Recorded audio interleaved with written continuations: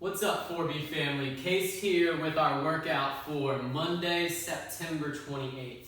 This is base week, so getting into some new strength movements. Our two movements for today, or functional patterns I should say, are hinging as well as upper body pulling. So for our hinging today, we've got 5 single leg RDL, and that's going to be per side, into 10 double leg RDL today. On those single leg RDLs, balance and positions are key. Most people tend to round out their chest a little bit, reaching for the ground, or they open up their hip.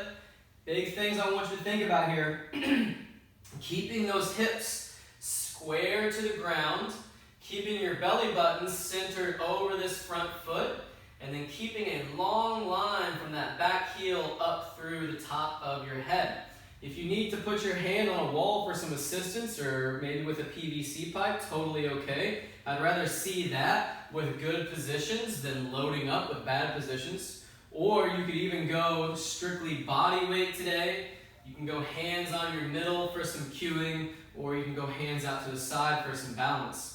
If you're using weight today, you need not go heavy. If you go too heavy, you tend to get into a bad position. Whatever object you're using, I want you to hold it with 2 hands, and then that way, as we reach back with that heel, we can keep our belly button and that weight centered over that front foot.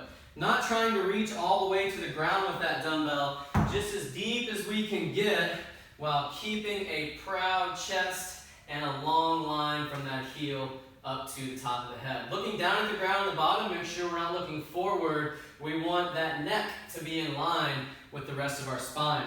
Once you've done 5 of those on each side, you'll go right into 10 more, this time both feet on the ground. So hip width stance, not very wide, toes straight forward, soft bend in the knees, then we freeze the knees. That neck stays in line with the rest of the spine, so we're looking down at the ground in the bottom, keeping that belly tight, squeezing that butt to stand. Don't arch out your back too much, otherwise you'll feel some pressure in the low back.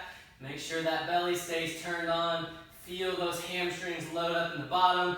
Only go as deep as you can while keeping that flat back. If you start to round out, that's where you should stop that range of motion. Searching for tension in those glutes and hamstrings. 5 RDL right, 5 left, right into 10 double leg RDL. And if you have the opportunity, try to move up in weight a bit for those double leg RDL.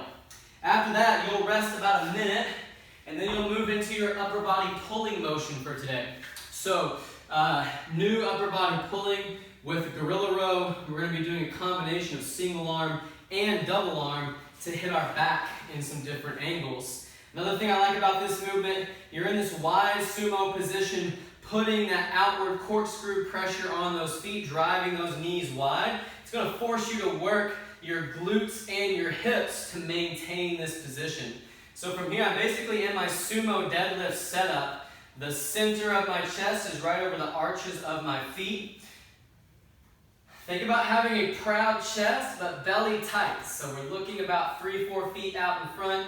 When you do these single arm rows today, let's think shoulders down and back. You'll feel some tension in these lats. Start with a slightly overhand hold, and then as you finish, I want you to finish with a slightly palm forward hold. So it's almost like you're at a 45-degree angle here, squeezing that elbow as far behind you as you can.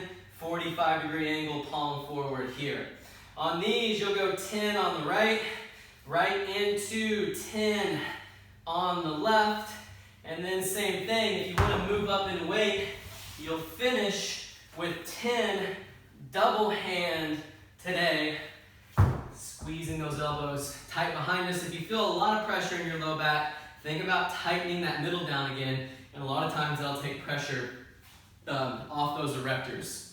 So you've got 3 rounds of that hinging, 3 rounds of that upper body pulling. Pick a weight that hopefully you can just maintain throughout. If you undershoot or overshoot on that first or second set, feel free to move up a bit. Good luck on your strength work today, and we'll see you back in a bit for our conditioning work.